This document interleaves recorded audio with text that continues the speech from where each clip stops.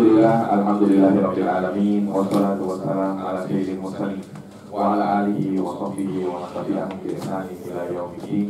Nawaitu ta'alluma wa ta'lim wa nafa wa ittiba wa ibadah wa istifadah wal hasa ala tamasuki bi kitabillahi ta'ala wa sunnati rasulihi wa du'a ila al-huda wa dalalata ala al-khair wa tiraa mardatihi wa qurbihi wa thawabihi subhanahu wa ta'ala. Allahumma faqihna fi din wa alimna ta'wil. Rabbi shrah li sadri wa yassir li amri wa hlul 'uqdatam min lisani yafqahu qawli waj'al li waziran min ahli. Bismillahirrahmanirrahim.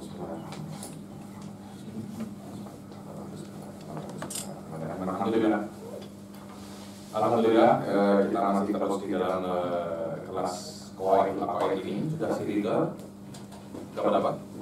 6. Insya Allah pada minggu yang lalu bertepatan dengan saya Alse, saya baca ini secara global saja kan, tapi kita akan ulang dengan baca ini secara lebih detail dari mula sifat an-nafsiyah, Seperti yang kita ketahui bahwasanya yang namanya ilmu kalam itu terbagi menjadi beberapa bagian.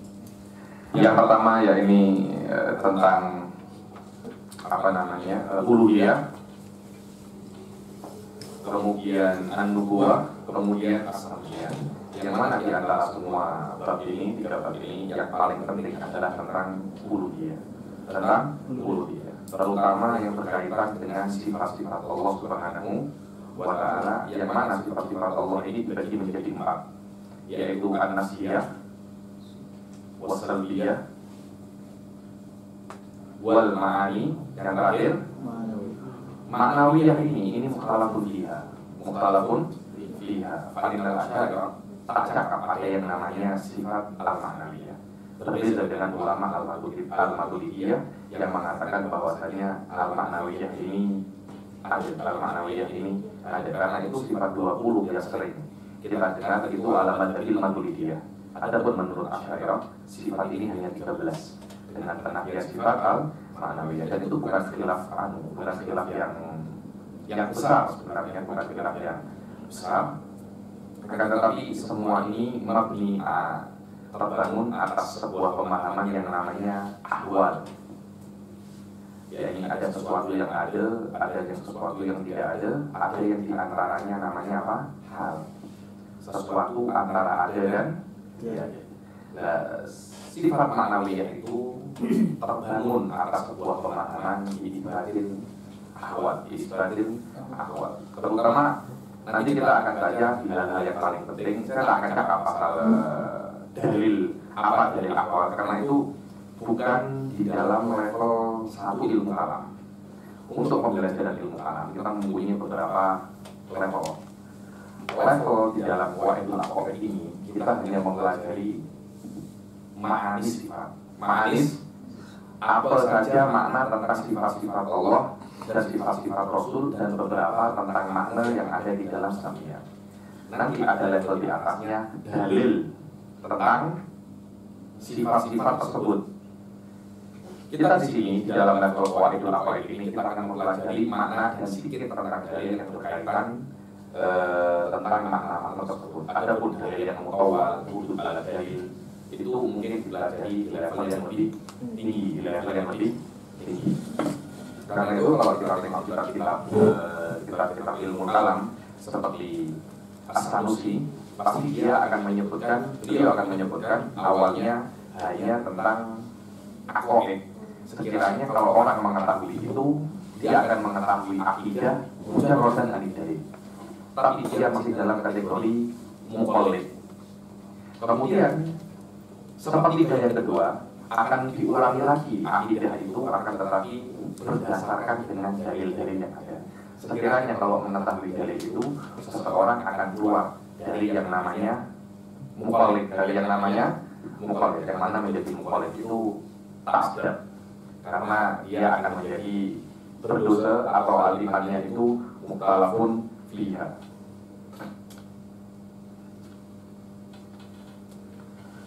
Oke. Di dalam kitab ilmu kalam, selain kitab Imam Ghazali ini, sebelum masuk pembahasan sifat-sifat Allah, biasanya disebutkan pembahasan tentang hal-hal yang berkenaan tentang ilmu kalam.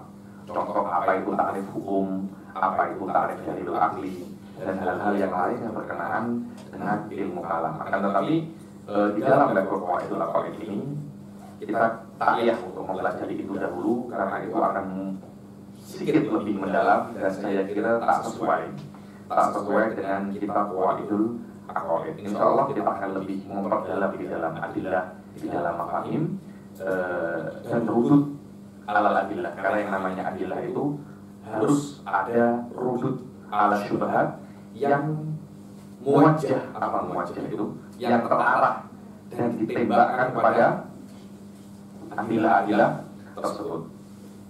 Oke? Seperti yang saya katakan di awal bahwasanya yang namanya sifat Allah Subhanahu wa taala terbagi menjadi 4. Dan makna sifat itu sendiri di dalam ilmu kalam mempunyai 2 makna. Yang pertama al-makna al-akhas sifat wa makna al-am sifat. Karena kenapa kita harus mempelajari ini dahulu? Karena yang namanya 4 bagian sifat Allah ini tidak semuanya ada. Ada sebagian yang tak ada, tetapi dinamakan sifat. Bagaimana sesuatu yang tidak ada dinamakan sifat?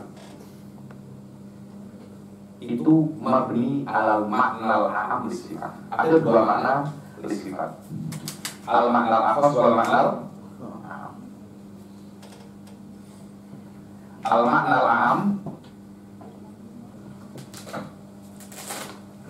saya tengok dulu di sini.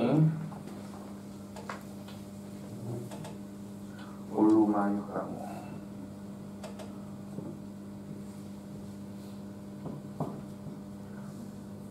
Kullu ma yukramu bihi alaihi sawa'un ainu haqiqatihi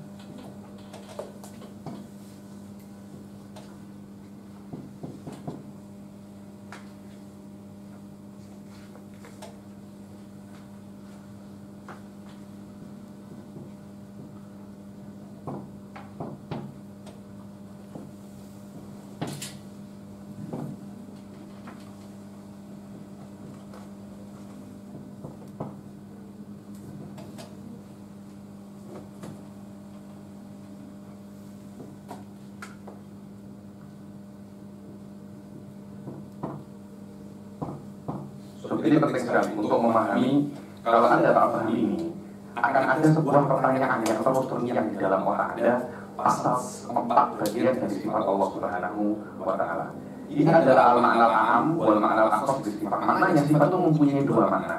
Satu makna yang luas, satu makna yang lebih khusus. Yang mana 4 sifat itu akan boleh terbagi menjadi 4 sifat dan dikatakan sifat al-makna al-am. Apa itu? Kullu ma yahkumu bihi alaihi. Setiap sesuatu yang mana sesuatu itu menjadi hukum atas hal yang lain. Tengok. Allah mewujud. Bukankah kata-kata mewujud di dalam ilmu mantik dikatakan dia itu apa? Mahmul. Mahmul. Atau mahkum ini atau hukum. Tengok. Kita menghukumi Allah Subhanahu wa taala bikaunihi mawjudan. Padahal kalau kita tengok, apakah kata-kata wujud? Apakah kata-kata wujud makna? Kata-kata maknanya yaitu sesuatu yang independen selain Allah, seperti ilm. Anda bisa di dalam dunia nyata memisahkan antara ilm dan zat. Maknanya ilm itu makna mustakil, berbeda dengan mawjud. Apakah mawjud itu makna mustakil? Oke. Lebih simpelnya lagi, salah satu daripada sifat salbiyah. Qadim. Apa makna qadim? la awaliyata lahu. Dia tidak mempunyai awal. Tidak mempunyai awal itu apa ya kalau Arab ya? Tidak ada. Dibilang kalau di dalam bahasa mantiknya itu maknan salbi. Kata-kata maknan salbi maknanya dia didahului dengan sebuah tidak. Selama dia itu tidak ada, tidak maknanya tidak ada. Saya seperti contoh ya. Fauzul tidak makan. Coba beri saya tidak makan. Tidak ada. Dia hanya menafikan makan. Yang mana menafikan makan itu bukan sesuatu yang ada di dunia nyata. Tapi kata-kata tidak makan ini boleh menjadi sifat untuk fauzul. Kenapa? Karena kita menjadikan tidak makan ini khobar atau mahmul atau mahkum alaihi untuk seseorang yang namanya fauzul. Karena itu kullu ma yahkumu bihi alaihi, yang namanya sifat sebagai makna am adalah segala sesuatu yang dihukumi dengannya alaihi atas sesuatu yang lain. Bihi itu mawjud, alaihi itu lafzul jalalah. Sawaun, walaupun itu ainu hakikatihi, ain hakikatnya Allah, makna ain hakikatnya Allah, laisa zaidan alaihi, laisa zaidan alaihi, yang mana ini isyaratan ila sifatin nafsiyah, ila sifatin nafsiyah. Oke. Au qaiman biha. Saya akan jelaskan kenapa sifatun nafsiyah itu dikatakan ainu hakikatihi. Ada sebabnya, ulama itu tidak cakap sebuah ibarat hakada. Cuma saya akan cakap dahulu, saya akan jelaskan apa makna sifat secara umum. Apa makna sifat secara umum. Sawaun ainu hakikatihi, ainu hakikatillah, au qaiman biha, au qaiman biha, atau makna tersebut qaiman. Makna qaiman ini dia ada, tapi dia melekat. Biha ay bidat, berbeza dengan ainu hakikatihi, maknanya tidak ada sesuatu yang bertambah. Kalau saya cakap Fauzan ada, Fauzan ada. Kata-kata ada, apakah menambahkan sesuatu yang lebih daripada Fauzan? Tidak ada. Berbeda kalau saya cakap Fauzan sakit. Kata-kata sakit sesuatu yang asing bagi zat Fauzan, yang mana sakit ini melekat di dalam zat Fauzan. Tapi ada, itu bukan sesuatu yang asing. Karena itu dikatakan sifatun nafsiyah. Maknanya sifat itu tidak menambahkan sesuatu kepada Allah Subhanahu wa Ta'ala. Berbeza dengan sifatul ma'ani. Sifatul ma'ani di atas zat ada makna yang makna itu melekat. Ini kata-kata melekat sebenarnya tak pantas untuk Allah. Cuma saya tidak menemukan kata-kata lain di dalam bahasa Melayu yang bisa saya ungkapkan kata-kata qaiman biha ini kecuali melekat. Saya tak tahu apa lagi. Mungkin ada yang ID. Ustaz Helmi apa? Anda kalau tak menerjemahkan qaiman biha itu apa? Hah? Sama. Terdapat pada zat. Terdapat pada zat.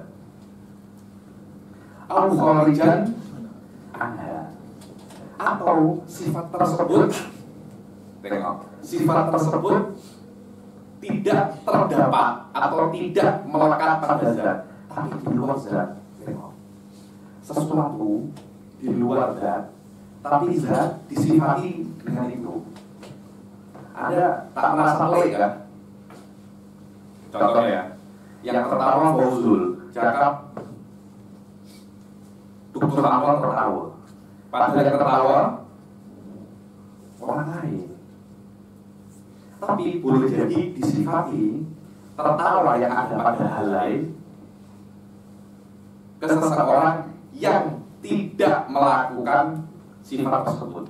Di dalam kisah Allah itu adalah sifatul fi'il, yang mana perbuatan itu kharijun an dzillah. Contoh, Allah memberi rezeki.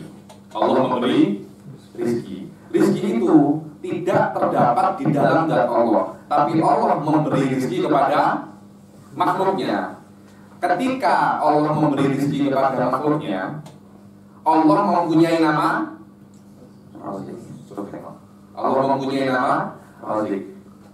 Dikatakan di dalam ilmu kalam ini adalah sifatu fi'lin. Sifatu fi'lin. Yang mana sifatu fi'lin itu perbuatan Allah tapi keluar daripada zatnya. Walaupun keluar daripada zatnya, dia masih bisa dikatakan sifatnya dengan makna al-a'am di sifat, yaitu apa? Penisbatan di dalam rubuh. Allahu Razikun. Anda boleh menjadikan Razik ini adalah khobar. Jadikan adalah khobar. Ketika ini khobar, walaupun dia itu masuk di dalam kategori ini, kharijan Anda boleh mengatakan Razik ini sifatullah. Bukan alamat al-akhos, tapi alamat al-ma'am, maknanya dia menjadi khobar, mahmul atau mahkum bihi kepada sebuah zat yang mana zat itu maudhu atau mubtada atau mahkumun alaihi. Dengan makna al-a'am li sifat ini, kita boleh menjadikan sifatus salbiyah sifat. Padahal sifatus salbiyah itu tak ada. Allahu Qadim. Qadim itu tidak ada awal. Tidak ada awal itu Anda kalau nak pegang tak boleh berawal. Namanya saja tidak ada awal. Dia tidak ada. Macam mana tidak ada itu boleh Anda tengok. Dia tidak ada asal. Karena itu sama dengan Allah di dalam salaf tak apa-apa. Saya beri contoh. Anda tak keras, Allah juga tak keras. Apakah maknanya Anda sama dengan Allah? Tak boleh macam itu. Karena tak keras itu tidak ada. Karena dia laisa makna wujudi, bahwa makna salbi. Akan kita bahas sedikit demi sedikit. Ini hanya sebuah intermezzo, mukadimah untuk kita memasuki pembahasan sifatus salbiyah. Memang di dalam ilmu kalam itu yang paling penting di awal-awal tentang dalil ala wujudillah, tentang wujudillah, tentang sifatul ma'ani, sifatul salbiyah. Semua kepenatan akan ada di sini. Semakin masuk akhir-akhir akan semakin mudah. Bahkan saya ketika membaca al-lubuwah dasamiyah ini jarang yang dijelaskan, hanya dibaca saja sadan. Dibaca saja sadan. Karena 70% khilaf sekarang adanya di mana? Di awal-awal ilmu kalam. Oke. Inilah makna al-alis sifat. Kullu ma yahkamu bihi alaihi sawa'un ainu haqiqatihi au qa'iman biha au kharijan. Setiap hal yang boleh kita nisbatkan kepada Allah, maka itu adalah sifatnya. Walaupun dia di luar zat Allah, bahkan walaupun dia tak ada, dikatakan itu sifatnya alamanal. Tapi alamat al-akhos dulu makna qa'imin alada ini hanya khusus untuk sifatul ma'ani. Sifatul ma'ani saja. Tak ada yang lain. Oke. Mana penghapus ada?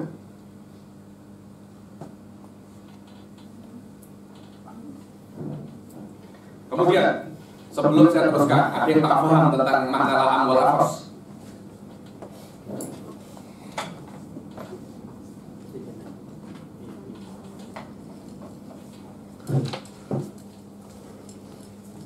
Ada yang tak paham pasal masalah dua lakas?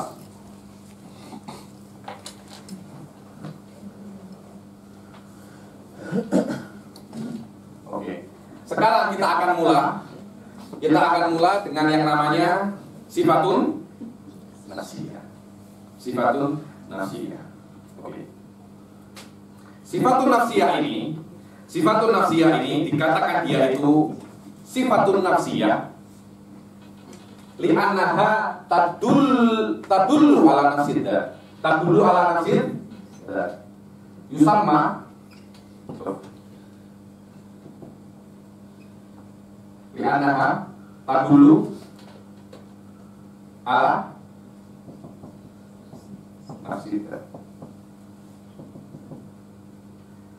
Kata-kata ini kita mengambil sebuah hukum daripada ulama. Ayo ulama hakikiyun ya. Ketika mengambil sebuah nama, istilah di dalam sebuah fan, pasti ada hubungannya dengan asasul lughawi. Pasti. Dia tidak mengambil sebuah nama itu saja-saja, tak ada. Setiap istilah di dalam fan pasti ada hubungannya dengan makna kalimat itu dalam bahasa. Hubungan itu dikatakan namanya munasabah. Namanya apa? Itu pasti ada. Tak mungkin seorang ulama itu saja-saja macam itu. Kenapa? Kalau boleh seperti itu, at-takhattub, apa takhattub itu? Cakap, berborak, itu tak akan mungkin. Borak itu tak akan mungkin. Harus ada sebuah istilah yang unify, bukan internet unify. Istilah yang apa? Universal. Kira-kira semua paham. Dan itu tidak akan terjadi kecuali istilah tersebut mabniyun ala Allah. Kenapa sifatul wujud ini, kenapa sifatul wujud ini dinamakan sifatun nafsiyah? Karena kata-kata nafas itu diambil dari kata nafsiyah, diambil dari kata-kata nafas. Kata-kata nafas itu maknanya jiwa. Di dalam bahasa Arab, nafas itu dipakai untuk kata-kata konfirm. Ja'a Duktur Amron nafsuhu. Apa maknanya? Ya biasa saja yang datang. Karena orang-orang Arab itu sering mengatakan ada namanya hadaf. Duktur Amron datang, ternyata datang Duktur Amron, anaknya, istrinya, semua datang sekeluarga. Orang cuma menyiapkan makanan untuk Duktur Amron, ternyata yang datang keluarga semua. Di dalam bahasa Arab itu biasa dibilang hadaf. Yang namanya seorang ayah pasti datang dengan keluarga. Saya tak perlu jelaskan pun Anda sudah boleh paham. Untuk menafikan possibility adanya hadaf, diperlukanlah yang namanya konfirm. Dibilang itu takkid maknawi. Ja'a Duktur Amron nafsuhu. Maknanya tak ada lagi, dia saja. Dia saja. Kata-kata sifatun nafsiyah diambil dari kata-kata nafsuhu ini. Maknanya itu hanya jiwanya saja. Dengan kata lain, sifatun nafsiyah tidak menambah sesuatu yang melebihi zatnya Allah. Dia hanya menunjukkan zatnya Allah. Dia tidak menunjukkan sesuatu yang lebih daripada zatnya Allah. Loh, kalau memang dia tidak menunjukkan sesuatu yang lebih daripada zatnya Allah, kenapa dia dinamakan sifat? Kenapa? Apa jawabannya? Karena sifat ini alal maknal a'am. Dia dinamakan sifat karena kita boleh mengatakan Allah maujud. Karena kita boleh mengatakan Allah maujud, kata-kata wujud ini boleh kita jadikan dia sifat. Penting. Saya kira mulai penat ya. Oke. Sampai sini ada yang tak paham. Sampai sini ada yang tak paham. Karena setiap bab, setiap kata-kata akan terbangun dari kata-kata sebelumnya. Kalau sebelumnya ada tak paham, yang setelahnya itu susah nak paham. Karena itu penat sekarang tak apa, tapi setelahnya tak akan, penatnya tak akan bertambah. Ada yang tak paham pasal ini?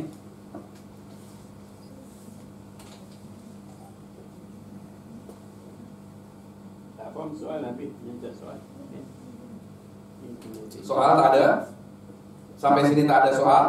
Oke. Saya akan teruskan.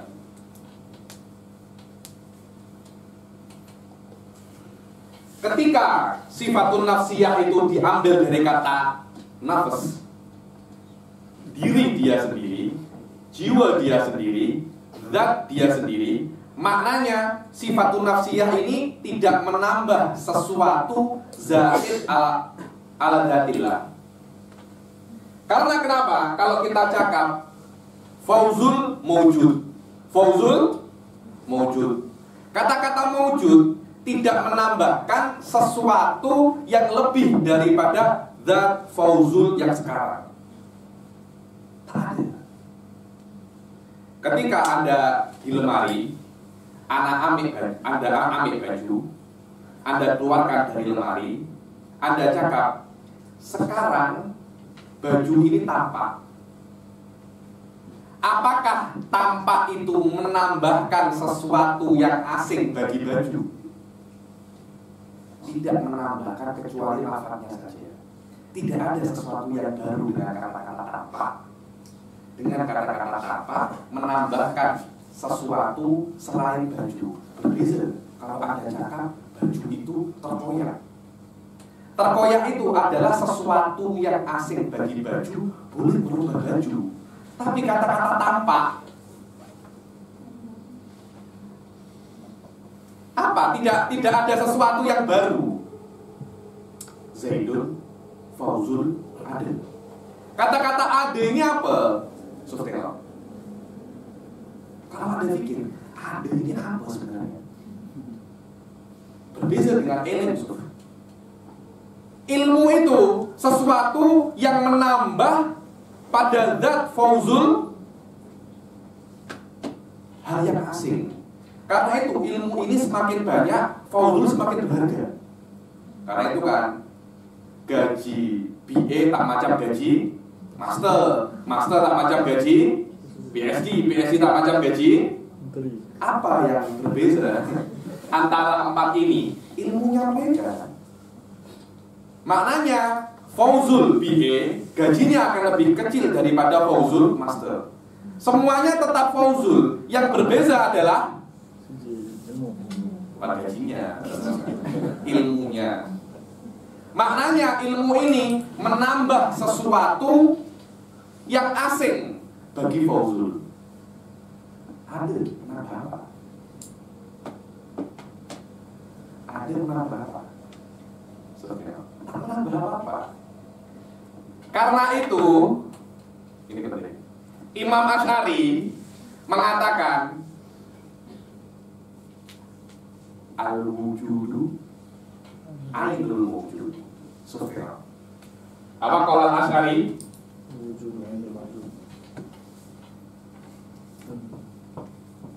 Al-wujudu ainul wujud. Maknanya ada tidak menambah sesuatu yang baru terhadap sesuatu yang ada di reality. Subhanallah ya. Zaidun mawjud. Di dalam kata-kata ada dua kata-kata. Kata-kata ini, kalimat ini di dalam nahwu Anda boleh mengatakan ini adalah jumlah mufidah. Karena ada mubtada dan ada khobar. Jumlah mufidah. Maknanya ada dua kata-kata, tapi di reality cuma ada satu. Cuma ada satu. Karena itu Wujud ini apa? Mawjud ini diambil dari kata-kata wajada, yajidu, wujudan. Wujud ini apa? Wujud ini adalah ainul mawjud. Mawjud ini siapa? Ya Z. Maknanya wujud tidak menambah sesuatu yang baru, yang asing bagi Z.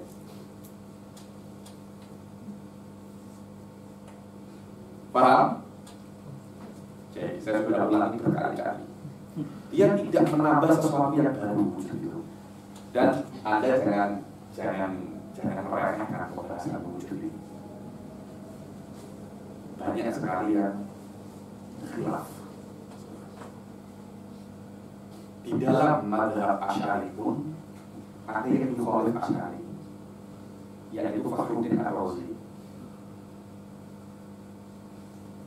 Maknanya wujud itu mukhalifun lil mawjud fitih. Maknanya al-amrul i'tibari. Karena di dalam otak Anda bisa membedakan mana Z, mana wujud. Dan Anda boleh di dalam otak Anda boleh melepaskan Z itu dari wujud. Karena itu ada yang namanya mahiyah. Ada yang namanya apa? Mahiyah. Kalau ini pembahasan sedikit berat. Yang wajib kita ketahui sekarang, al-wujudu ainul. Maknanya wujud ini tidak menambah sesuatu yang baru terhadap mawjud. Tak menambah. Tak ada sesuatu yang membuat Anda lebih sempurna di dalam dunia nyata dengan Anda mempunyai kata-kata adil. Ya sudah. Fauzul dan fauzul ada. Kata-kata ada itu tidak menambah Anda lebih sempurna. Karena itu Imam Asy'ari mengatakan al-wujudu ainul mawjud. Dan hati-hati, ini disalahartikan oleh sebuah mazhab namanya wahdatul wujud. Bahwasanya al-wujudu ainul mawjud maknanya al-makhlukin, al-mawjud halian ainul wujudillah. Yurid an yakul bahwasanya mazhabul Asy'ari pun ala mazhab wahdatil wujud. Ini dipelencengkan maknanya. Walaysa hadzal murad. Maqalahul Asy'ari di dalam al-wujudu ainul mawjud maknanya sifat wujud itu tidak menambah sesuatu yang lebih sempurna kepada al-mawjudul khariji. Bukan maknanya al-mawjudul khariji ainu wujudillah. Itu mabni ala wujudihi, mabni ala madadil wahdatil wujud. Karena yang namanya wujud ini menurut mereka adalah Allah. Al-mawjud ini makhlukin. Maknanya Allah ainul makhluk. Ada mabhas tawilun arid lagi pas di hadal macam. Cuma saya nak cakap bahwasanya kata-kata ini sering disalah artikan. Oke. Sampai sini adik tak paham.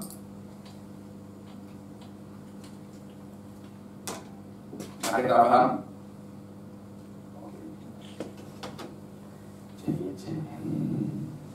Memang ilmu kalam kena satu-satu. Jadi kita bahas muqaddimah per muqaddimah. Kalau tak bahas seperti ini akan susah untuk paham ilmu kalam.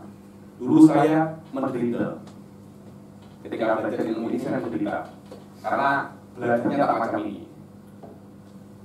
Karena yang belajar dengan saya pandai-pandai semua, saya paling bodoh. Bagi mereka mudah. Bagi saya orang Tulungagung ini susah. Oke. Kemudian setelah kita mengetahui bahwasanya yang namanya al-wujud adalah sifatun nafsiyah, yang mana sifatun nafsiyah ini tidak menambahkan sesuatu yang baru kepada zat, dan dia hanya satu sifatun nafsiyah, yaitu apa? Al-wujud. Karena itu Imam As-Sanusi mengatakan sifatul wujud ini sifatun majaziyah. Sifatun majaziyah bil maknal akhos. Tapi bil maknal a'am dia itu sifatun hakikiyah. Sifatun hakikiyah. Jadi Imam Ghazali di dalam Qawaidul Aqaid mengisyaratkan tentang sifatul wujud ini dengan dalilnya. Apa itu? Al-mu'arrifu iyyahum fi dzatihi annahu wahid. Yang mana Allah Subhanahu wa taala itu menunjukkan bahwasanya Allah itu ada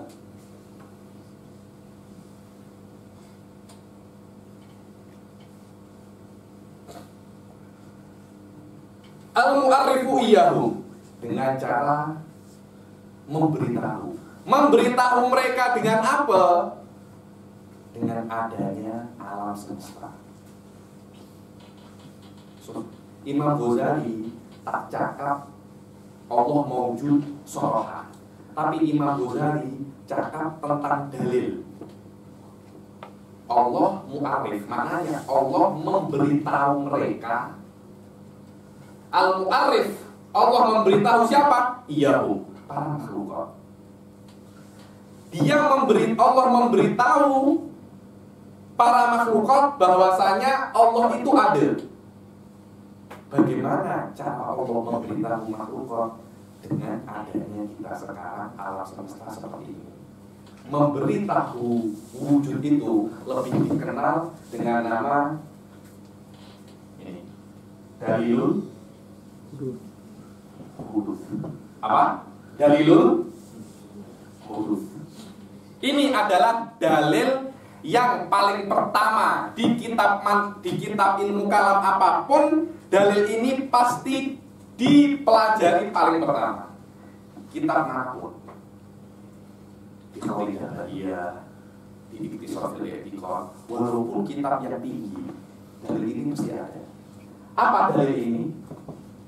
Al-alamu hadithun wa kullu hadithin yahtaju muhtajun ila muhdith. Fal alam muhtajun ila ini. Kalimat kecil ini dikatakan di dalam ilmu kalam adalah dalilul hudus. Dalil di dalam wujudillah. Di situ gelanggang hakiki mutakalimin di dalam ilmu kalam. Kira-kira tengok di dalam apa namanya, di dalam Jawharatul Tauhid 114 bab, mungkin 30 bab cakap pasal dalilul hudus. Fadul bila nafsika sumata kili lil alamil ulumi summa sufli fajid bihi sunan badi alikani lakin bihi qoma dalilul ada. Berbeda cakap tentang dalilul hudus, berbeda dengan Wahabi.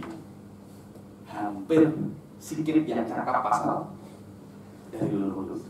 Mereka hanya cakap tentang istawa ala arsy, yadullah fawqa aydihim. Betul. Padahal ayat-ayat seperti itu di dalam Jawharatul Tauhid hanya satu bab. Hanya satu bab saja. Maknanya itu memang masalah kalamiah. Tapi laisa aslan ya, laisa aslan muhimman kabiran ka asli hudusil. Yang mana dengan hudusil alam sifatun nafsiyah, yang mana sifatun nafsiyah itu adalah asal dari segala sifat. Tanpa ada sifatun nafsiyah, semua sifat habis. Karena al-ilm wal qudrah wal iradah tidak akan ada kecuali Allah itu mewujud. Zatnya ada zatnya dulu, baru ada yang namanya ilm, qudrah, iradah. Karena itu sifatun nafsiyah itu tempat di mana para ulama ini fokus. Gelanggang hakiki di dalam ilmu kalam dalil wujudillahi ta'ala. Dalil wujudillahi ta'ala. Berbeda dengan Wahabi. Rata-rata mahal fokus mereka Allah bersama. Yadullah fawqa aydihim. Padahal di dalam surat Tauhid cuma satu bab. Apa? Wa kullu nafsin awhamat tashbiha awilhu aw fawwid wa rutajiha wa ta'ala. Setiap nas yang yuhibu tashbih imma ta'wil atau tafwid. Sudah selesai masalah. Ini adalah sebuah kesalahan cara berpikir. Yang nama sesuatu yang furu' menjadi usul dan yang usul menjadi furu'. Akhirnya tidak diketahui mana usul mana furu'. Akhirnya mereka mengkafirkan orang sebab sesuatu yang furu'. Karena itu kata-kata usul ini dan apa itu usul dan apa saja masalah usulnya harus pernah dijelaskan dulu ketika saya dengan saya kode. Masalah sifatun nafsiyah dari dulu hudud ini boleh dari semua semua pelajaran ilmu kalam dari dulu hudud masalah wujudillah ini mungkin amin 1/5 kelas. Jadi kalau ada 50 kelas, yang 10 itu tentang dalil ala wujudillah, nafil tasalsul, dalil tatbik, dalil imkan, dalil hudud. Nanti cakap pasal syuyu'i, filsafat yang mengatakan alam itu qadim, misalnya kalau di barat ini hujah ini popular dipanggil kalam cosmological argument. Kalam apa? Kalam cosmological argument. Argument penciptaan alam. Ahli falsafah barat pun, terutama yang Kristian pun mengambil ini. Sebab itu mereka guna perkataan kalam. Kalam ya? Ya, mereka kekalkan. Maknanya sebab mereka mereka ambil daripada mutakalimun. Khususnya Imam Ghazali. Ya.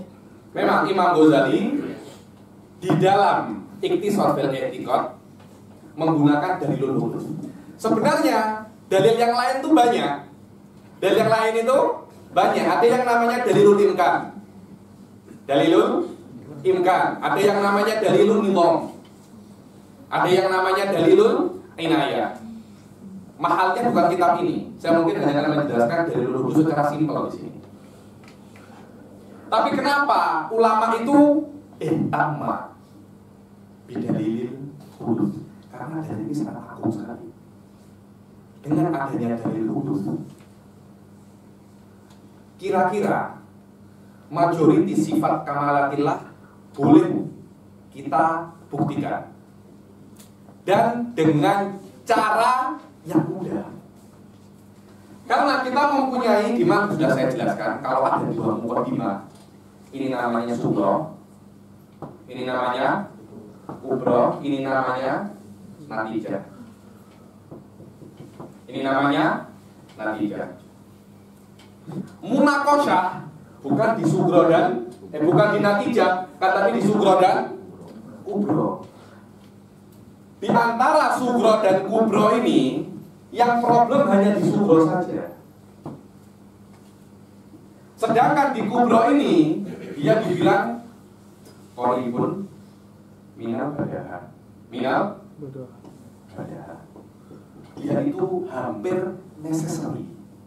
Ketika dia itu hampir necessary, dia tak perlu dalil. Berbeza dengan al-alamu hadis. Al-alamu hadis ini nadoriyah. gelanggang hakiki di al-alamul hadis. Al-alamu hadis. Nanti di beberapa kitab untuk membuktikan al-alamu hadis ini perlu sab'ah muqaddimah. Nafiyul kumun, nafiyul duhur, nafiyul kumun, nafiyul duhur, nafiyul intiqal. Ada 7 muqaddimah, maka kalau dikatakan al-muqaddimatus sab'ah untuk isbat hududul alam. Di dalam falsafah pun banyak sekali yang meyakini Allah itu alam itu qadim. Ada yang namanya muhandisun, ada yang namanya muhandisun. Dulu saya oleh saya disuruh cari apa itu falasifatul muhandisin. Mungkin saya bilang engineering. Sedangkan muhandis kan engineer. Macam saya enggak aja muhandis bukan. Ada beberapa apa namanya? Beberapa firqah dari falasifah itu dia itu apa? Muhandisun. Muhandisun. Oke. Inilah yang namanya dalilul hudud. Al-alamu hadithun wa kullu hadithin muhtajun ilal. Alam itu baru. Makna baru sabaqahul adam. Sabaqahul adam. Dulu alam itu tak ada, kemudian ada. Dari tak ada ke ada itu pasti butuh sebab. Tak mungkin bim salah bim abrakadabra. Tak mungkin bim salah bim abrakadabra dari tidak ada menjadi ada. Dia karena ada sebuah sebab menjadikannya ada dari tidak ada. Itu mukadimah yang kedua. Kalau Anda pikir seperti itu, pasti apapun Anda tengok hal ini, buku ini dulu tak ada, kemudian ada. Tak mungkin buku ini ada begitu saja, tak mungkin. Pasti ada yang membuat dia ada. Itulah mukadimah yang kedua. Karena itu saya cakap mukadimah yang kedua ini qaribun minal bada'.